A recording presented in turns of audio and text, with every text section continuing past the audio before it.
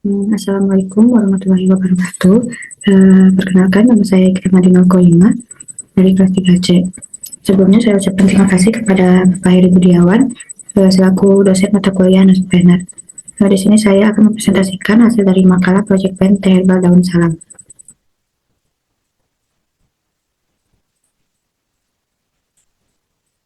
Di sini problem yang saya ambil yaitu hipertensi, possible solutionnya edukasi offline melalui penjualan masyarakat, dan produk herbal alami penurunan tekanan darah.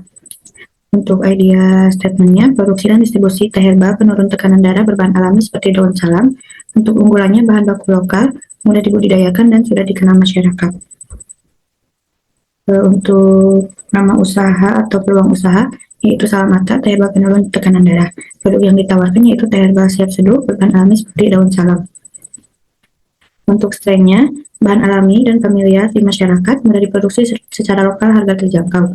Untuk weakness-nya, edukasi tentang khasiat masih dibutuhkan, kesehatan produk perlu diuji, butuh sertifikasi BPOM dan halal, butuh uji klinis agar lebih dipercaya. Untuk opportunity-nya, tingginya angka penderita hipertensi, masyarakat mulai beralih ke produk alami, bisa dijual online maupun offline. Yang untuk trade-nya, banyak produk herbal di pasaran, persaingan harga dengan produk sejenis, kurangnya literasi masyarakat tentang manfaat herbal. Untuk kesimpulan hasil analisa SWOT, usaha teh herbal penurun tekanan darah memiliki potensi besar karena didukung bahan alami yang mudah diperoleh, harga terjangkau, dan kemasan praktis.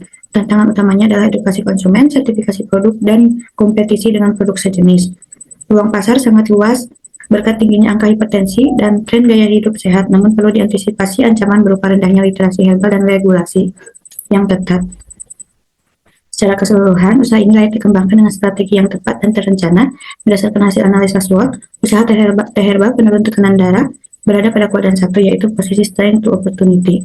Posisi ini menunjukkan bahwa usaha memiliki kekuatan internal yang signifikan dan didukung oleh peluang pasar yang besar. Untuk strategi yang akan diambil, gunakan bahan herbal lokal, daun salam yang aman dan berkhasiat, kemasan praktis seperti teh celup atau saset dan menarik untuk semua kalangan, target pasar jelas, penderita hipertensi, lansia, komunitas sehat.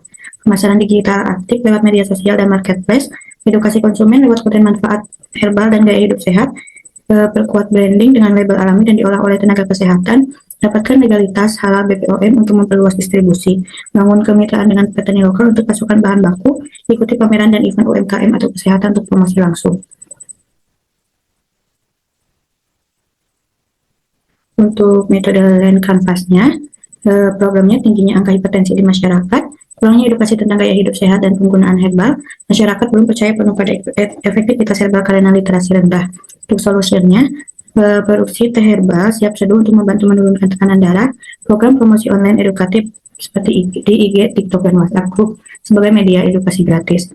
Untuk unique value proposition-nya, memakai bahan alami yang gampang dicari dan murah seperti daun salam, praktis karena produknya bisa dipesan lewat HP, dikemas simpel seperti teh celup. Untuk unfair advantage-nya, menggunakan bahan lokal yang murah dan familiar di masyarakat. Untuk channelnya marketplace, Shopee, Tokopedia, media sosial di Instagram dan TikTok. Untuk customer segmennya, penderita hipertensi ringan hingga sedang, individu yang tertarik dengan gaya hidup sehat dan produk herbal, serta individu yang ingin menurunkan tekanan darah secara alami. Untuk key matrix-nya, jumlah produk terjual per bulan, tingkat kepuasan pelanggan, serta interaksi dan engagement edukasi online. Untuk perencanaan produksinya, untuk list bahan baku produksi, bahan baku utama yaitu daun salam kering sejumlah 1 kilo, biaya satuannya 35.000, biaya keseluruhannya 35.000. Untuk bahan penunjangnya kantong teh celup 100 pieces, biaya satuan 500, biaya keseluruhan 50.000. Bahan penunjang kedua standing pouch aluminium ziplock 20 pieces, biaya satuannya 1.500, jumlah 30.000. Untuk bahan penunjang stiker label produk desain plus cetak 20 pieces, harga satunya 1.000, harga keseluruhannya 20.000. Untuk total biayanya 135.000. Untuk identifikasi kebutuhan proses produksi mandiri, total biayanya 1.850.000. Untuk kebutuhan proses produksi via kolaborasi, jumlah total biayanya 270.000. Total kebutuhan produksi secara keseluruhan yaitu 2.255.000. Untuk basic of HRD-nya, untuk struktur organisasinya, untuk CEO saya sendiri Krima, produksi dan fisik produk, yaitu kan dikelola oleh tenaga produksi, pemasaran digital, content creator dan admin medsos, keuangan dan legalitas, finance officer dan CS. Untuk pembagian tugas, saya sendiri tugas utamanya koordinasi, legalitas, strategi, tanggung jawab keseluruhan bisnis, wewenang pengambilan keputusan utama. Untuk admin media, tugas utamanya membuat konten dan promosi online, tanggung jawab meningkatkan awareness dan engagement, wewenang mengelola media sosial. Untuk content creator, membuat desain dan caption promosi, tanggung jawabnya branding visual dan wewenang editing dan publikasi konten. Untuk tenaga produksi tech dan quality control, standar mutu produk, kontrol stok dan alat. Untuk finance officer, pembukaan manual, respon pelanggan, tanggung jawabnya catatan keuangan dan layanan, wewenang mengelola review dan kas harian. Untuk monitoring SDM-nya ini bisa dilihat sendiri dengan keterangan kehadiran jumlah hari kerja hari dalam sebulan, tugas diselesaikan, yaitu jumlah tugas yang diselesaikan dibanding target, kualitas kerja dan sikap, skor 1-5, 1 buruk, 5 sangat baik, catatan temuan dari hasil observasi atau laporan, tindak lanjut rekomendasi HRD atau supervisor. Untuk pemeliharaan dan pengembangan SDM, pemeliharaan SDM kegiatan yaitu target penjualan tercapai, tujuan meningkatkan motivasi, frekuensi atau waktu bulanan, penanggung jawab CEO atau keuangan. Untuk pengembangan SDM, pelatihan digital marketing, meningkatkan skill pemasaran, frekuensi atau waktu per triwulan, penanggung jawab CEO atau pemasaran. Pemeliharaan SDM, kegiatan asuransi dan dukungan kesehatan dasar, tujuan menjaga kesejahteraan SDM, frekuensi saat onboarding, penanggung jawab CEO.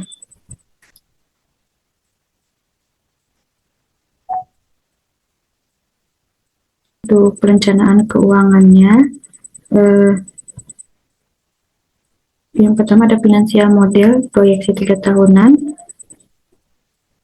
volume penjualan 10.000 kemasan untuk tahun pertama, untuk harga per kemasannya 10.000, revenue-nya 100 juta, harga pokok penjualannya 40 juta, laba kotornya biaya operasional, laba kotornya 60 juta, biaya operasional 25 juta, laba bersihnya 35 juta. Untuk di tahun kedua, volume penjualan 12.000 kemasan, harga per kemasan 12.000, revenue-nya 144 juta, harga pokok penjualan 50 juta, laba kotor 94 juta, biaya operasional 32 juta, laba bersih 62 juta.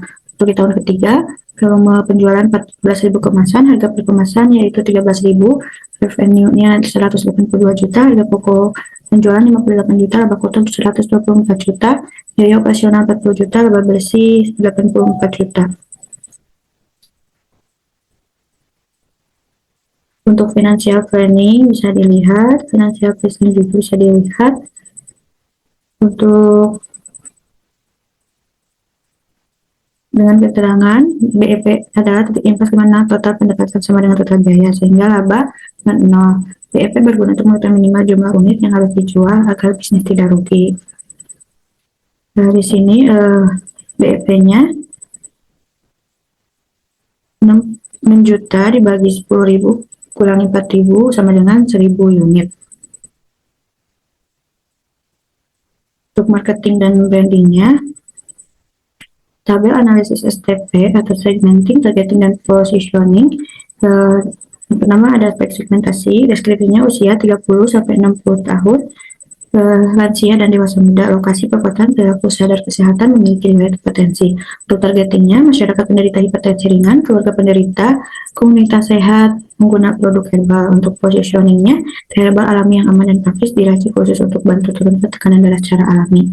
Untuk konten marketingnya, caption promosi meningkatkan awareness dan daya tarik terhadap manfaat produk.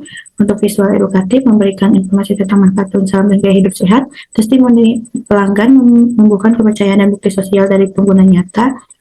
Dan ini untuk contoh caption Instagramnya. Ini untuk logonya. Dan ini untuk posternya. Rencana kampanye digital sederhana. Untuk komponen nama brand atau produk, deskripsi identitas brand atau produk yang dipromosikan. Contoh outputnya, Salamata teh herbal penurun tekanan darah.